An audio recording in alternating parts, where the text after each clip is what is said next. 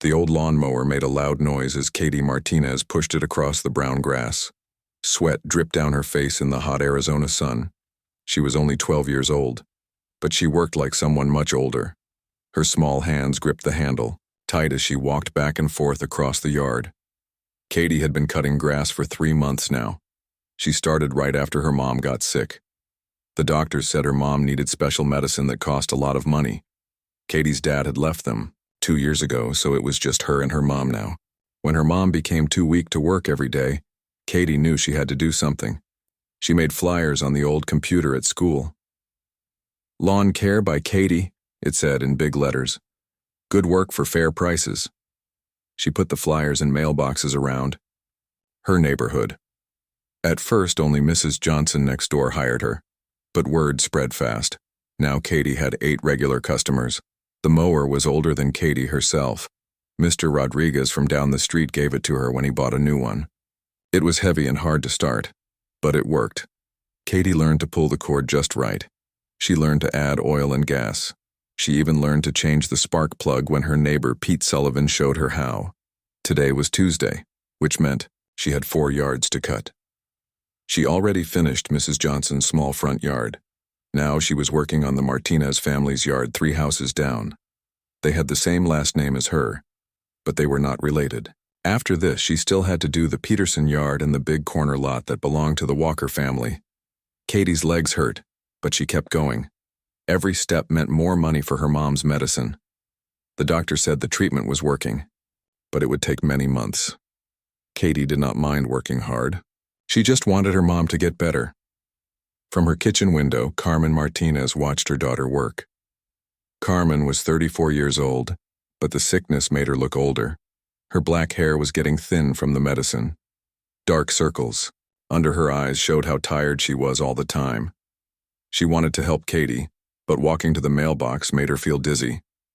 Carmen worked at Tony's Diner downtown when she felt strong enough. Some days, she could only work 4 hours. Other days she had to call in sick. Her boss Tony was kind and let her work when she could, but they both knew it was not enough money for rent and medicine. She watched Katie stop the mower and wipe her face with her t-shirt. The shirt used to be pink, but now it was faded and had grass stains. Katie's sneakers had holes in them, but she never complained. Carmen's heart hurt watching her little girl work so hard. Down the street, an old man was taking a slow walk. He wore a simple gray shirt and dark pants. His hair was white, and his face had many lines, but his eyes were still sharp and clear. This was Clint Eastwood, though most people in the neighborhood did not know who he was. Clint was visiting his old friend Pete Sullivan for a few days. Pete lived alone since his wife died last year. The 2 men had been friends for over 30 years. They met when Clint was making a movie and Pete worked as a cameraman. Even after Pete retired, they stayed in touch. Pete's house was small and quiet. Clint liked visiting because no one bothered him here. He could walk around the neighborhood without people asking for pictures or autographs. It felt normal, and Clint liked normal things more as he got older. This morning, Pete was still sleeping when Clint got up early. Clint decided to take a walk before the day got too hot. The neighborhood was old but clean. Small houses with small yards lined both sides of the street. Big trees gave shade, and sprinklers kept some lawns green despite the desert heat. As Clint walked, he heard the sound of a lawnmower. He looked around and saw a young girl pushing an old mower across a yard. Something about the scene made him stop and watch. The girl was small for the big mower. She had to use her whole body to push it through the thick grass. Clint had seen many things in his long life. He had acted in movies about tough people doing hard things, but watching this real girl do real work was different. She moved with purpose. Every step was part of a plan. She was not just cutting grass, she was fighting for something. The girl finished one section and stopped to rest. She looked around the yard, planning her next move. Clint could see her counting, in her head, figuring out how much more work was left. She took a drink from a water bottle that was sitting on the porch steps. Clint walked closer. The girl saw him coming but did not stop working. She started the mower again and kept cutting grass. Clint stood at the edge of the yard and watched. Up close, he could see how old her clothes were. Her shoes were held together with tape. but her face showed determination that impressed him. When Katie finished another section, Clint spoke up. His voice was quiet but clear. "That's hard work in this heat." Katie turned off the mower and looked at him. "Yes, sir, but it's good work." "You do this every day?" Clint asked. "Tuesday, Thursday, and Saturday," Katie said. "Sometimes Friday too if people need extra help." Clint nodded. "Mind if I ask why?" "Most kids your age are playing video games or swimming." Katie wiped sweat from her face. "My mom is sick. She needs medicine that costs a lot of money. I can help by doing this." The simple answer hit Clint harder than any movie script ever had. Here was a 12-year-old girl carrying weight that would crush most adults. She was not asking for pity. She was not making excuses. She was just working. "That's a big responsibility," Clint said. "It's okay," Katie replied. "I'm strong enough." Clint looked at the old mower, then at Katie's small frame. "That mower looks heavy. Want some help?" Katie shook her head. "Thank you, but I need to do it myself. The people who hire me expect me to do the work. If someone else helps, it's not fair to them." Clint smiled. In Hollywood, he had met many people who would take any shortcut available. But this girl had more honor than most adults he knew. "I understand. But would it be okay if I just talked while you worked? I'm visiting my friend Pete down the street and I don't have much to do." Katie thought for a moment. "I guess that would be okay, but I have to keep working." "Of course," Clint said. As Katie started the mower again, Clint walked alongside her. He did not know that high above them, invisible to human eyes, small machines watched everything. The machines belonged to visitors from far away, visitors who were trying to understand what humans were really like. The visitors had been watching Earth for a long time. They had seen wars and crime and people being mean to each other. They thought they understood humans. They thought humans were weak and selfish. But today they were watching something that did not fit what they expected. They were watching an old man and a young girl, and they were starting to learn that maybe they did not understand humans at all. High above Earth, where the blue sky turns black and stars shine even in daylight, a huge ship moved through space. The ship was so big that a whole city could fit inside it. Its metal skin was dark gray, and strange lights blinked along its sides. This was the ship called Dominion's Edge, and it belonged to beings that humans had never seen. Inside the ship, Commander Zeth Kari stood in front of a wall covered with screens.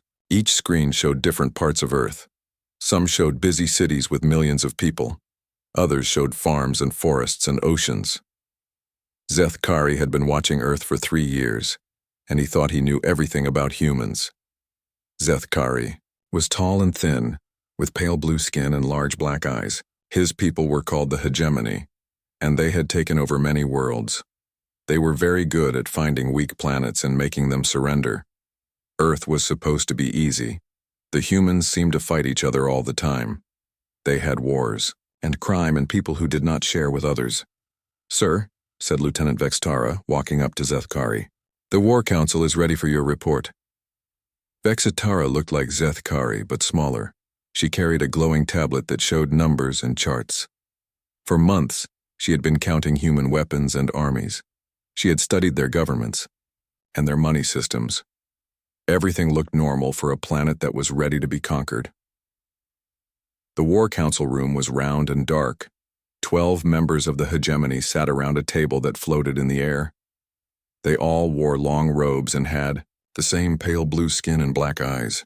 These were the leaders who decided which worlds to attack and when to attack them. Zeth Kari walked to the center of the room. Above his head, a picture of Earth appeared, spinning slowly. "Council members," he said in a voice that sounded like wind through metal. "Earth is ready for conquest. The humans are divided and weak.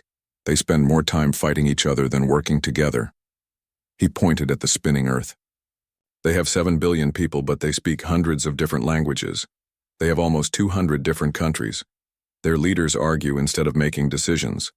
When trouble comes, they think only of themselves." The council members nodded. This was what they expected to hear. In the past 50 years, the Hegemony had conquered 47 worlds. Every time it was the same story. The people on each planet were too busy fighting each other to fight back against the hegemony.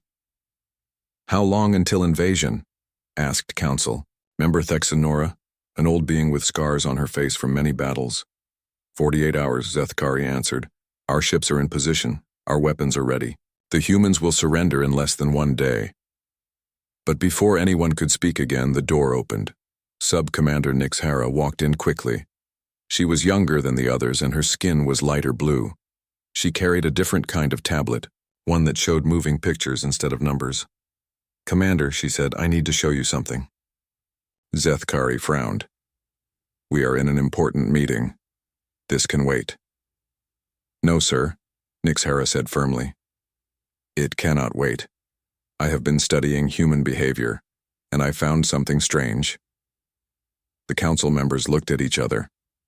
Nixhara was the ship's expert on how different beings acted and thought. Her job was to find ways to make conquered people give up quickly. Usually she found things that proved how selfish and weak each species was. "Show us," said Thexanora. Nixhara touched her tablet. Above the table, a picture appeared. It showed an old human man talking to a young human girl. The girl was pushing a machine across green grass. The man was walking beside her, talking. "This happened today in a place called Arizona," Nixhara said. "The old man is walking in his friend's neighborhood. He sees this girl working very hard. He stops to talk to her." Zethkari shrugged. "So? Humans talk to each other all the time." "Wait," Nixhara said. She touched the tablet again. Now, they could hear what the man and girl were saying. The council listened as Katie explained why she was cutting grass. They heard her say she needed money for her mother's medicine. They heard Clint offer to help and Katie say she had to do the work herself. "The girl refuses help," Nixhara said. "But look at the old man's face." The picture zoomed in on Clint's face. Even though the hegemony looked different from humans, they could see that his expression had changed. His eyes looked sad and thoughtful. "The old man is affected by the girl's story," Nixhara continued. "Watch what happens next." The picture showed Clint walking away, but he kept looking back at Katie.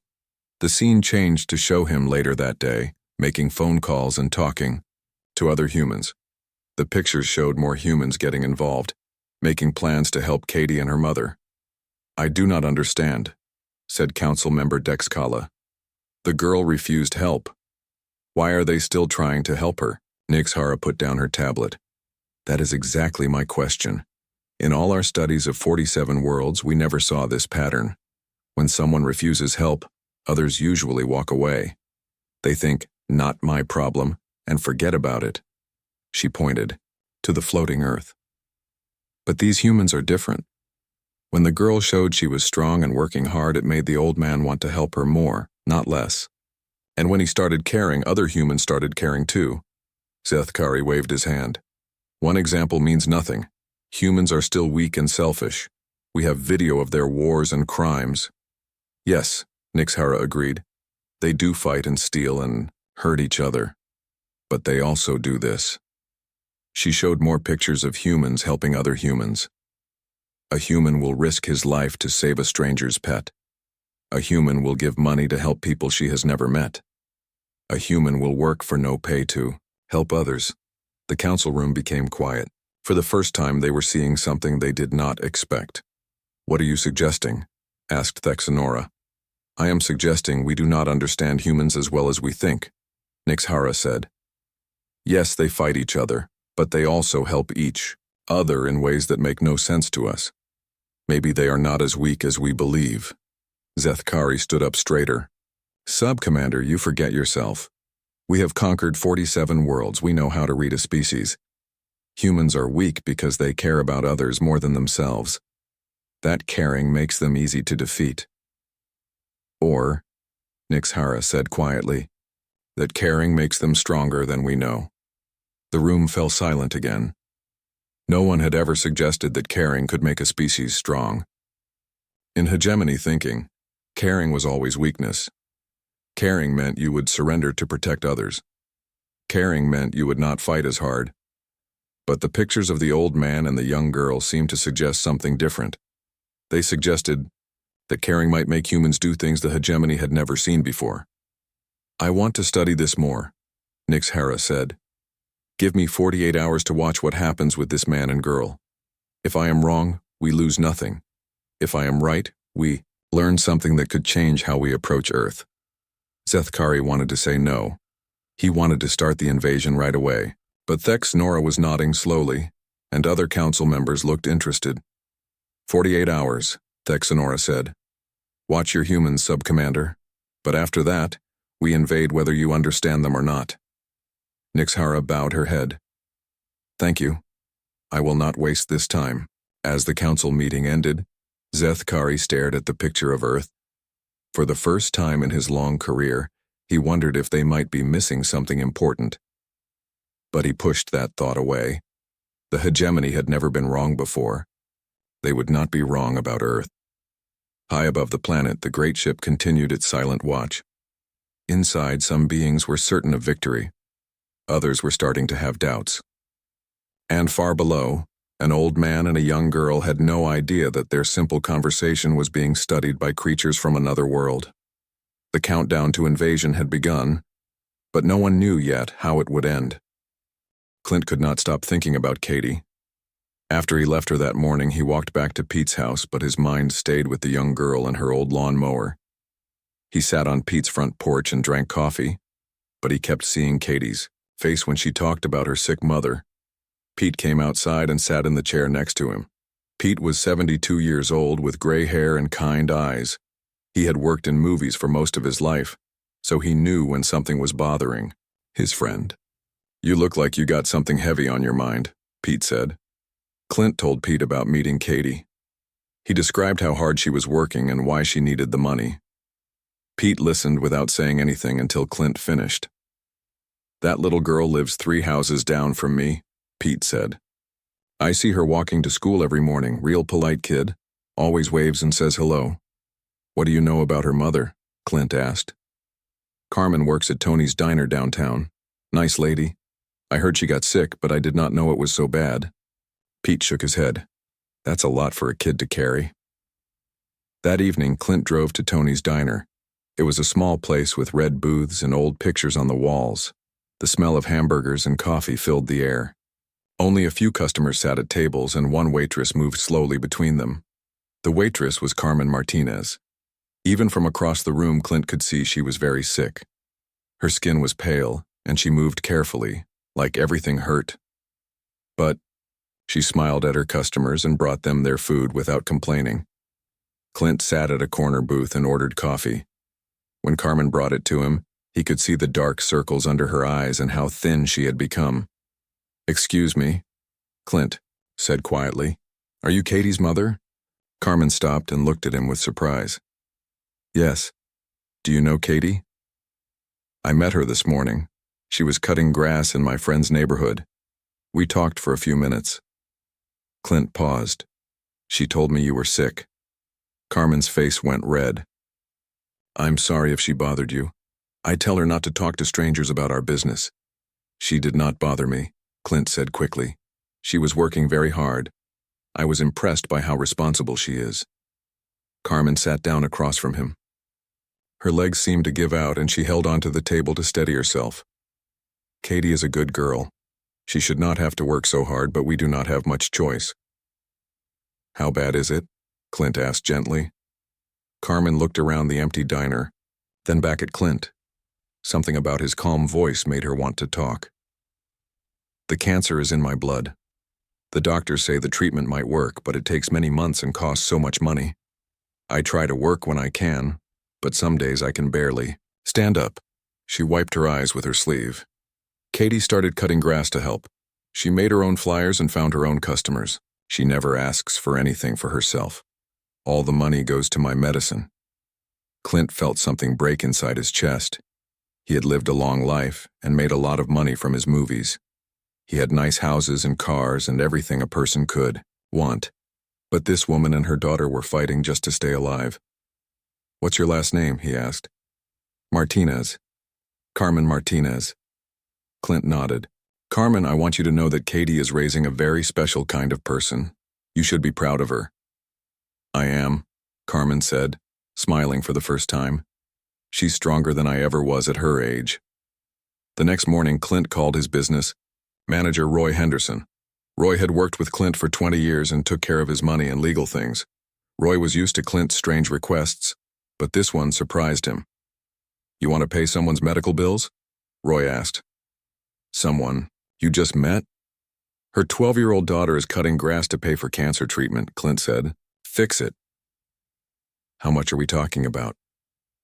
All of it, whatever it costs, pay it, but do it quietly. I do not want them to know it came from me. Roy was quiet for a moment. Clint, you know I have to ask. Are you sure about this? These people could be lying or trying to trick you. I saw the kid working, Roy. I saw the mother trying to serve food when she could barely walk. They are not lying. Okay, Roy said. I'll take care of it. But Clint was not finished.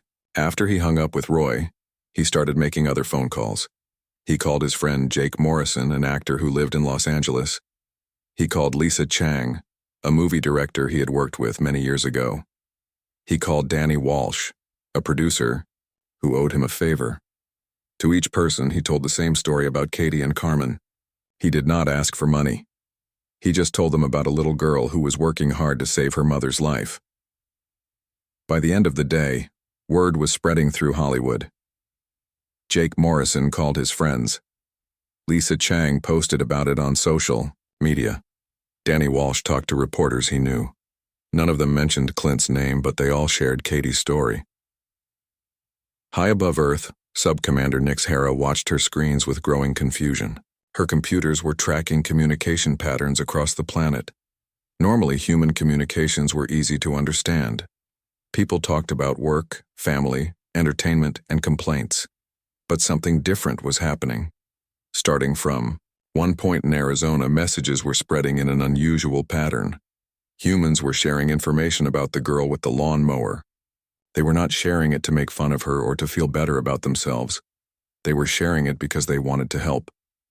This does not fit the pattern, Nix Hara said to herself. Her assistant, tech analyst Kexara, looked at the data. The humans are communicating about the female child we observed yesterday, but their behavior is strange. How strange? When most species share information about someone else's problems, they do it to show they are better than that person, or they do it to get attention for themselves. But these humans are sharing the information and then taking actions to help. Nix Hara studied the screens. What kind of actions? Look at this, Kexara said, pointing to one screen. A human male in California just sent money to pay for the mother's medical treatment. He has never met these people.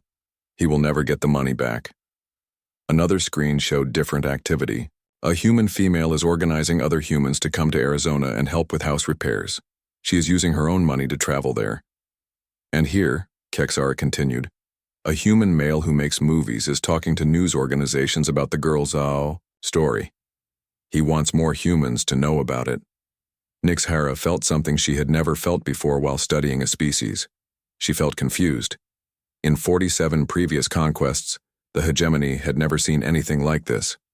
When beings heard about someone else's problems, they either ignored them or used them for their own benefit. Run the analysis again, she told Kexara. Check for errors in our translation software. But the analysis came back the same. Humans were spreading Katie's story because they wanted to help her. They were giving their own time and money to strangers they would never meet. They were working together without anyone forcing them to do it. On her main screen, Nix Hara watched Katie push her lawnmower across another yard. The girl had no idea that her simple conversation with an old man had started something much bigger. She had no idea that hundreds of humans were now talking about her and planning ways to help. But Katie was not the only one who did not know what was happening. Down in the Arizona neighborhood, Carmen Martinez was about to get a phone call that would change everything. The hospital was calling to tell her that someone had paid all her medical bills. At the same time, volunteers were driving toward Phoenix from 3 different states. Local businesses were getting calls from strangers who wanted to donate services. News reporters were making plans to visit the neighborhood. What started with one old man's kindness was growing into something the hegemony had never seen before. and Sub-Commander Nix Hara was beginning to realize that maybe her people did not understand humans at all. In the War Council room, Commander Zethkari was getting impatient. The invasion was supposed to start tomorrow, but Nix Hara kept asking for more time to study the humans. He was starting to think she was wasting everyone's time. But Nix Hara was not wasting time. She was discovering something that could change everything the hegemony thought they knew about conquest and strength, and what it meant to be human. Carmen Martinez was washing dishes at Tony's diner when her phone rang. Her hands were soapy and she almost did not answer it. The caller ID showed the hospital's number. Carmen's heart started beating fast. Calls from the hospital usually meant, "Bad news, hello?" she said, holding the phone with her shoulder while she dried her hands. "Mrs. Martinez? This is Linda from the billing department at Phoenix Medical Center. I have some unusual news about your account." Carmen felt dizzy. "Is something wrong with my treatment?" "Oh no, nothing like that. Your treatment is going perfectly. It's about your bill. Someone has paid your entire balance, all of it. Your account shows $0 owed." Carmen sat down hard on a wooden crate behind the counter. "I don't understand. Who paid it?" "The payment came from a law firm, but they won't tell us who their client is. They just said it was from someone who wanted to help." "Mrs. Martinez, this is over $40,000. Are you sure you don't know who might have done this?" Carmen started crying. She covered her mouth with her hand, but the tears kept coming. "No, I have no idea." "Are you sure this is real?" "Very sure. The money is in our account. You don't owe us anything anymore." When Carmen got home that afternoon, Katie was sitting at their small kitchen table doing homework. Carmen sat down across from her and told her about the phone call. Katie stared at her mother with wide eyes. "Someone paid all of it?" Katie asked. "All of it," Carmen said. "I don't have to worry about the bills anymore, and that means you don't have to cut grass anymore unless you want to." Katie was quiet for a long moment, then she said, "I want to keep cutting grass." "Why, sweetheart? You don't have to work so hard now." "Because people are counting on me to keep their yards nice, and because it feels good to work and earn money." Katie paused. "But now I can save the money for other things, maybe for college someday." Carmen hugged her daughter tight. For the first time in months, she felt hope instead of fear. The next morning, Carmen was surprised to see a news van parked outside their house. A woman with blonde hair and a microphone knocked on their door. Behind her, a man carried a big camera. "Mrs. Martinez? I'm Kelly Roberts from Channel 7 News. We heard about your daughter Katie and her lawn-cutting business. Could we talk to you?" Carmen did not know what to say. She had never been on television before. But Kelly Roberts seemed nice, and she said they wanted to tell a good story about Katie's hard work. "We won't take long," Kelly promised. "People need to hear about what Katie has been doing." So Carmen let them in. Katie came home from school while they were setting up the camera. At first, she was scared, but Kelly asked easy questions and made her feel comfortable. "Why did you start cutting grass?" Kelly asked. "My mom got sick and needed medicine," Katie said simply. "I wanted to help." "Was it hard work?" "Yes, but good things are usually hard. My mom taught me that." "What will you do now that someone paid your mother's medical bills?" Katie thought for a moment. "Keep working, keep trying to be helpful, and say thank you to whoever helped us even though I don't know who they are." The story aired that evening at 6 o'clock. By 8 o'clock, Carmen's phone was ringing. People from all over Phoenix wanted to hire Katie to cut their grass.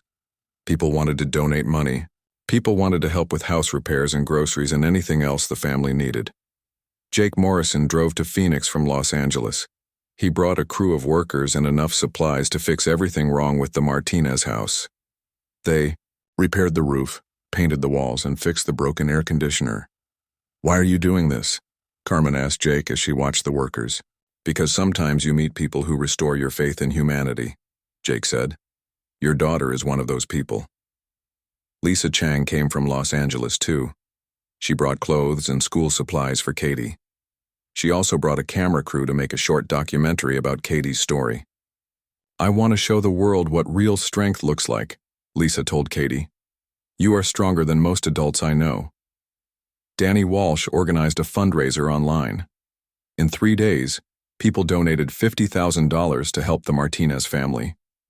Danny set up a college fund for Katie with the money. Local businesses in Phoenix started calling. They wanted to sponsor Katie's lawn cutting business. The hardware store offered to give her a new lawnmower. The gas station said they would provide free fuel. A landscaping company wanted to teach Katie about plants and garden design. Pete Sullivan watched all this activity from his front porch. In 40 years of living in the neighborhood, he had never seen anything like it. Cars with license plates from different states parked on his street. People with cameras and microphones walked around asking questions. Everyone wanted to help. One little girl and her sick mother. "It's like the whole world heard about Katie," Pete told Clint when his friend called to check on things. High above Earth, Sub-Commander Nix Hara could barely believe what her screens were showing. The communication patterns had exploded into something her computers could not properly analyze. Humans from all over the planet were talking about Katie Martinez. They were sharing her story in dozens of languages. But they were not just talking. They were acting. Humans were traveling hundreds of miles to help people they had never met. They were giving money to strangers. They were taking time off work to volunteer for free. "This is impossible," tech analyst Keksara said, staring at the data. "Our models say this behavior cannot exist on this scale." "Show me the analysis of their motivation," Nix Hara ordered. "That's the problem. We cannot find any selfish motivation. These humans are not helping because they expect something back. They are not helping to make themselves look good. They are helping because they believe it is the right thing to do." Nix Hara brought up a picture of Katie pushing her lawnmower. Around her, adults were working on her house, bringing her food, and making sure she had everything she needed. But Katie was still working, still cutting grass, still being responsible. "Look at the center of all this activity," Nix Hara said. "The child is not taking advantage of the help. She is still working. She is still being responsible. The help is making her stronger, not weaker. How is that possible?" "I think," Nix Hara said slowly, "we have been wrong about what makes a species strong or weak." She pulled up files from the 47 worlds the hegemony had conquered. In every case when outside help was offered, the local population became dependent. They stopped working and waited for others to solve their problems. This made them easy to control. But humans were different. The more help they received, the more they helped others. The more kindness they saw, the more kind they became. Katie's story was not making humans weak and dependent. It was making them stronger and more united. "Commander Zethkari needs to see this," Nix Hara said. But when she tried to call the commander, his assistant said he was busy preparing for invasion. The attack would begin in 18 hours. All ships were moving into position. All weapons were being charged. Nix Hara looked at her screen showing humans working together to help Katie and Carmen. She saw news reporters telling Katie's story to millions of people. She saw volunteers driving through the night to reach Phoenix. She saw online discussions where humans shared their own stories of helping neighbors and strangers. For the first time in her career, Sub-Commander Nix Hara wondered if the hegemony was about to make a terrible mistake. The humans were not weak. They were not divided. They were not selfish. They were something the hegemony had never encountered before, a species that became stronger through caring for each other. In her private quarters that night, Nix Hara wrote a report that she hoped would change everything. She titled it Human Behavioral Analysis Revised Assessment. In it, she explained that everything the hegemony believed about human weakness was wrong. But as she finished writing, alarms began sounding throughout the ship. The invasion was beginning. Thousands of hegemony ships were dropping out of hyperspace above Earth's major cities. It was too late to stop what was coming. But maybe, Nix Hara hoped it was not too late to understand what they were really facing. Down on Earth, Katie Martinez was getting ready for bed, unaware that her simple act of cutting grass had revealed the true nature of humanity to beings from another world. Tomorrow would bring challenges no one could imagine, but it would also bring proof of what humans could accomplish when they worked together. Katie was eating breakfast when the sky went dark. She looked out the kitchen window and saw something impossible. A giant shadow covered the whole neighborhood. Above the houses, floating in the air like a metal mountain, was a ship bigger than anything Katie had ever seen.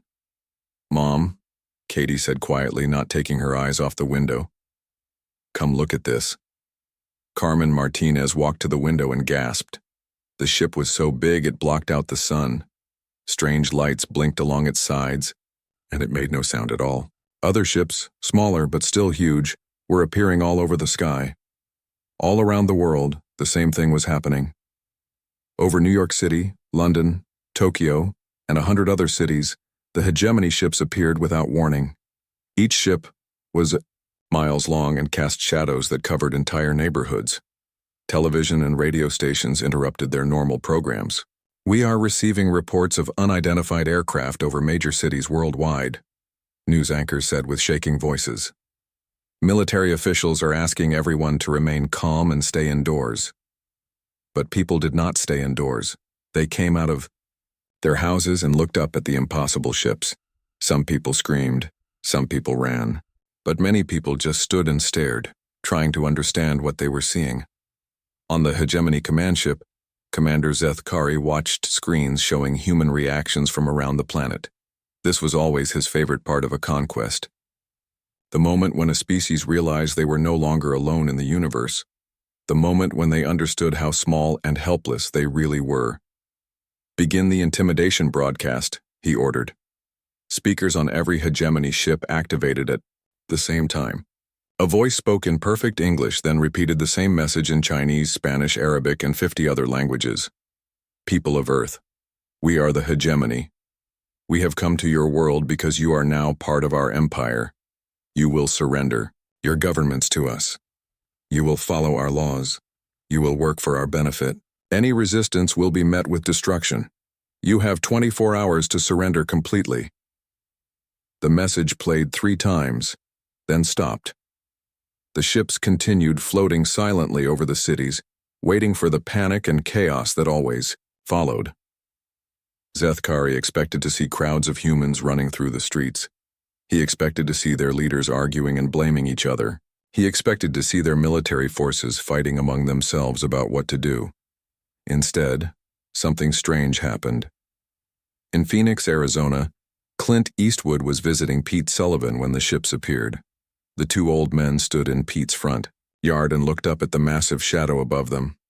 "Well," Clint said calmly, "this is new." "Think they're friendly?" Pete asked. "Did not sound friendly," Clint replied. Down the street, Katie Martinez came out of her house with her mother. Carmen held Katie's hand tightly as they looked up at the alien ship. "Are you scared?" Carmen asked her daughter. "A little," Katie said, "but being scared does not mean we stop doing what's right." Other neighbors were coming outside too. Mrs. Johnson from next door walked over to the Martinez family. Mr. Rodriguez came from across the street. The Peterson family and the Walker family gathered in the middle of the street. "What do we do?" Mrs. Johnson asked. "Same thing we always do when there's trouble," said Mr. Rodriguez. "We help each other." This same scene was happening all over Phoenix, all over Arizona, all over America, all over the world. Instead of running away or fighting each other, humans were gathering together. They were checking on their neighbors. They were making sure everyone was safe. Clint walked down to where the neighbors were gathering. "Anyone hurt?" he asked. "We're all okay," Carmen said. "But what do those things want?" "They want us to be scared," Clint said. "They want us to give up without a fight." "Are we going to do that?" Katie asked. Clint looked down at the 12-year-old girl who had been cutting grass to save her mother's life. "What do you think we should do?" Katie thought for a moment. "I think we should take care of each other, just like always. If they want to hurt us, they'll have to get through all of us together." Pete Sullivan nodded. Kids got the right idea. Within hours, something was happening that the hegemony had never seen before. Instead of chaos and panic, humans were organizing. Neighbors were sharing food and supplies. People with medical training were setting up first aid stations. People with technical skills were working on communication systems. In Phoenix, Jake Morrison and his construction crew were still in town helping with house repairs. When the ships appeared, they did not run away. Instead, they started helping. People prepare safe places to hide if needed. Lisa Chang used her film equipment to document what was happening and share information with other cities. Danny Walsh used his business connections to coordinate supply deliveries to areas that might be cut off. The volunteers who had come to Phoenix to help Katie were still there. They did not leave when the aliens arrived. They stayed and helped organize the neighborhood response. High above them, Sub-Commander Nix Hara watched with growing amazement. Her screens showed the same pattern repeating all over Earth. Humans were not acting like any species the hegemony had conquered before. They are not running, tech analyst Kexara said with confusion. They are not surrendering. They are not fighting each other. What are they doing? Commander Zethkari demanded, when Nix Hara reported to the War Council. They are cooperating, Nix Hara said. In every city, in every neighborhood, humans are working together to protect each other. That is impossible. When we appear over a world, the population always breaks down into chaos. Fear makes them selfish. They think only of saving themselves. Not these humans, Nix Hara said. She showed the council images from around Earth. Look at this. In New York, strangers are opening their homes to people who have nowhere to go. In London, people are sharing their food with anyone who needs it. In Tokyo, elderly people are being moved to safer buildings by volunteers. She showed more pictures. In Phoenix, Arizona, a 12-year-old girl is helping organize her neighborhood's emergency response. The same girl who was cutting grass to pay for her mother's medicine is now helping coordinate disaster planning. This cannot continue, Zethkari said. Begin Phase 2. Show them our weapons. Destroy something to prove we are serious. Sir, Nix Hara said carefully, I recommend we reconsider this approach. Why? Because I think we are about to learn something new about what happens when you threaten a species that protects each other instead of abandoning each other. But Zethkari was tired of waiting. He ordered weapons to be charged and targeted at empty areas near major cities. The hegemony would fire warning shots to show their power. Then the humans would surely surrender like every other species had done. Down on Earth, Katie Martinez was helping her neighbors plan how to keep everyone safe. She did not know that alien weapons were being aimed at her world. She only knew that people needed help, and helping people was what humans did. Clint Eastwood was talking to local police and military officials who had come to the neighborhood. They were not trying to take control. They were asking how they could help with the community's plans. This is different from anything we trained for, a young officer said. Then we'll figure it out as we go, Clint replied. Same as always. In the sky above them, the hegemony ships prepared to fire their first warning shots. They expected the humans to panic and surrender immediately after seeing the power of alien weapons. They had no idea they were about to face something they had never encountered in 47 previous conquests. A species that became stronger, under pressure, not weaker. A species that faced danger by standing together, not by running apart. The test was about to begin, and both sides were about to learn something new about what it meant to be truly strong. The hegemony weapons fired at exactly noon. Bright beams of energy shot down from the ships and hit empty fields outside major cities. The beams carved deep holes in the ground and turned sand into glass. The explosions could be heard for miles. Commander. Zethkari watched the weapon displays with satisfaction. Now they will understand our power, he said. Send the message again. Tell them they have 12 hours to surrender, or we will target their cities. But Sub-Commander Nix Hara was watching something different on her screens. The humans were not running away from the destroyed areas, they were running toward them. Sir, she said, you need to see this. On the main screen, images showed humans rushing to the blast sites. Firefighters and police came first, but regular people followed. They brought medical supplies, food, and water. They came to help anyone who might be hurt, even though no one had been hurt because the aliens had aimed at empty land. They think people might be trapped in the blast areas, Nix Hara explained. They are risking their own safety to rescue people who are not even there. In Phoenix, Katie Martinez was helping pack emergency supplies when the weapon fired at a field 20 miles away. The adults around her looked worried, but they did not panic. "Are they trying to scare us?" Katie asked Clint Eastwood. "Yes," Clint said. "The question is, are we going to let them?" Katie thought about this. "When I was little, there was a big dog that barked at me every day when I walked to school. I was scared of it for weeks. Then one day I realized it was barking because it was scared of me. Maybe they are shooting at empty places because they are scared too." Clint looked at Katie with surprise. In all his years of making movies about tough situations, he had never heard anyone suggest that invading aliens might be afraid. "What makes you think they're scared?" he asked. "If they really wanted to hurt us, why not just do it? Why give us time to surrender? Why warn us first?"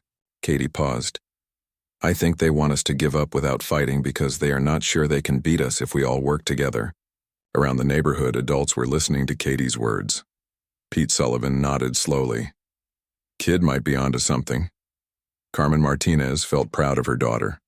Even facing alien invasion, Katie was still thinking clearly and trying to understand the situation. High above them, Nix Hara was reaching the same conclusion as a 12-year-old girl. She had been studying human behavior for days, and now she understood what she was seeing. "Council members," she said to the War Council, "I have completed my analysis of human behavior patterns." "What did you find?" asked Council Member Thexanora. "Humans do not become weaker under pressure, they become stronger. The more they are threatened, the more they work together. This species does not break apart when faced with danger. It comes together." Commander Zethkari frowned. "That makes no sense. Every species we have conquered became selfish and chaotic when we appeared. Every species except this one," Nix Hara said. "Watch the screens. Humans are sharing resources even though supplies might run out. They are protecting strangers even though it puts them in danger. They are making plans that help everyone, not just themselves." She brought up footage from around the world. In every city with hegemony ships overhead, the same thing was happening. Humans were organizing. They were cooperating. They were taking care of each other. In New York, they have set up communication networks that connect every neighborhood. In London, they have organized food distribution that ensures no one goes hungry. In Tokyo, they have created safe zones that can protect their entire population. Tech analyst Kex Ara added more information. Their internet systems are sharing defense plans freely.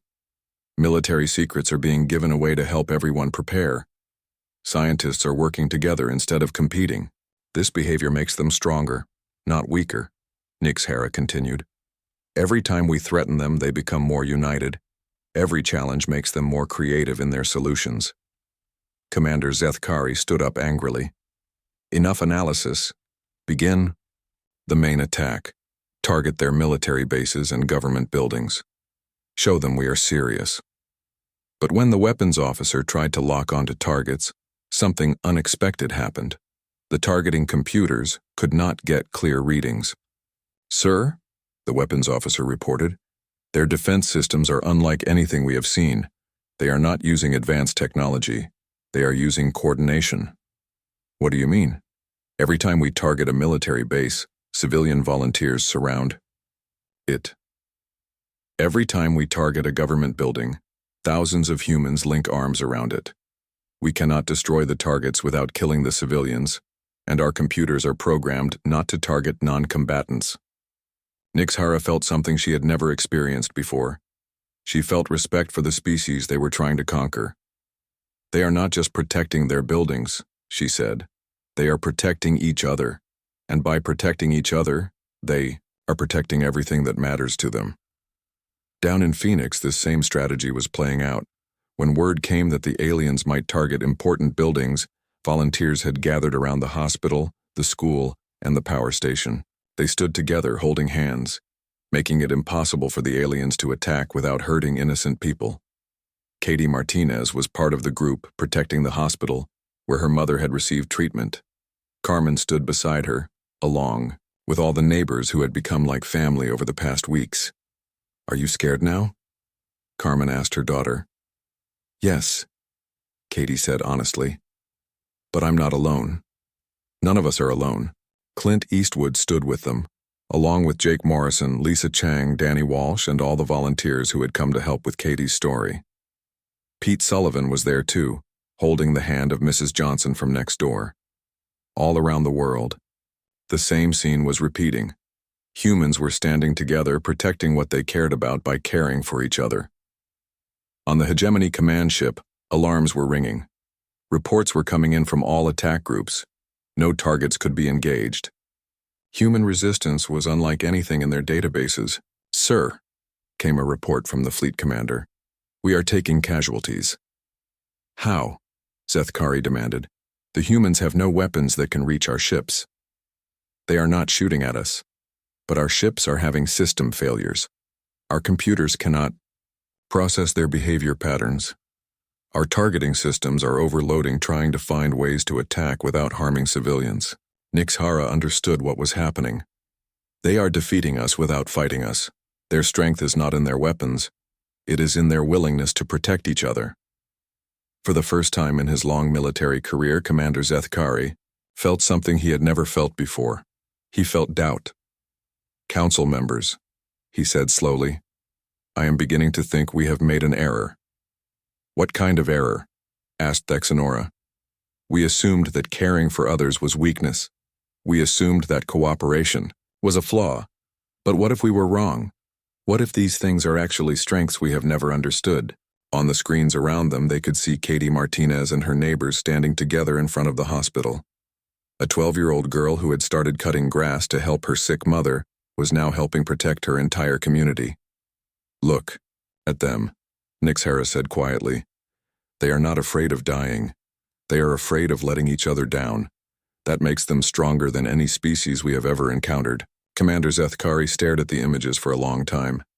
Then he did something no Hegemony commander had ever done in 47 conquests.